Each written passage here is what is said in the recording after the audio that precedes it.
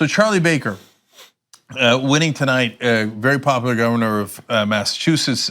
John mentioned earlier in the show while we're doing this live that he has like what, a 70% approval among Democrats in Massachusetts? It was something like that. I don't remember exactly, but it's very popular. It's one of those weird things in the Northeast where Connecticut has sort of moved past it, but Massachusetts, they're libs who like having Republican governors. No, it drives me crazy. You got to stop doing it, okay?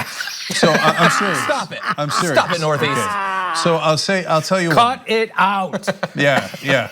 Well, I hear from Hillary Clinton that works. If you just say that to bankers, that they cut it out.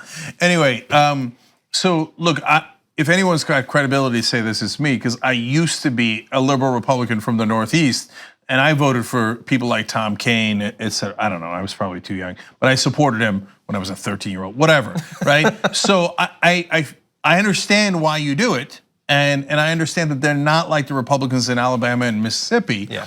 But it's still a mistake. So first of all, it's an uneven playing field. You're sitting there being reasonable in Massachusetts, while they're never reasonable in Mississippi and South Carolina, and they're not gonna make the same mistakes you make. And then, okay, when it's governor, it's at least within your own state. But when you do it at the Senate level, man, that hurts a lot. That hurts the Democrats' chances of controlling the Senate. And as frustrating as the Democrats are, Republicans will give trillions of dollars to the rich, whereas the Democrats will only give $1 trillion to the rich.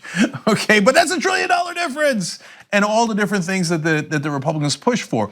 But even at the governor level, so you know, I don't know the particulars of Charlie Baker, to be honest. I don't live in Massachusetts, and so you might point to a number of good things that he did, and I understand that, and I understand that sense of wanting to be fair and reasonable, and I love that. That's a great trait to have.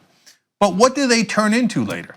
They then take that credibility you gave them and become massively right-wing and use that credibility against progressives. So, perfect example is Mitt Romney, who was also governor of Massachusetts. Yeah. He was a Republican, and people are like, oh no, he's a reasonable one. He's great, he's reasonable. We're gonna vote him into office. And what happened later? He's like, haha, just kidding. I wasn't reasonable or moderate at all. I'm not gonna run for office, and I gotta go through a Republican primary. So I'm gonna be just as much of a jerk as everyone else until you got to Trump, and it turns out there was another layer to jerk, right? So, and he was massively right-wing. I don't know who the real Mitt Romney is. I don't care. I don't know who the real Charlie Baker is, and I don't care. Don't vote for Republicans until this party is reformed. You know, if there is a reformation and they get rid of corporate PAC money and they're actually conservatives out of principle, that's a totally different equation. But right now, almost the entirety of the Republican Party is totally corrupt and cannot be trusted. I guarantee you, no matter what Baker has done, give him an opportunity in a different area where he doesn't have to pretend to be moderate, and he will turn into a massive right-winger that gives his donors every single thing they ever wanted.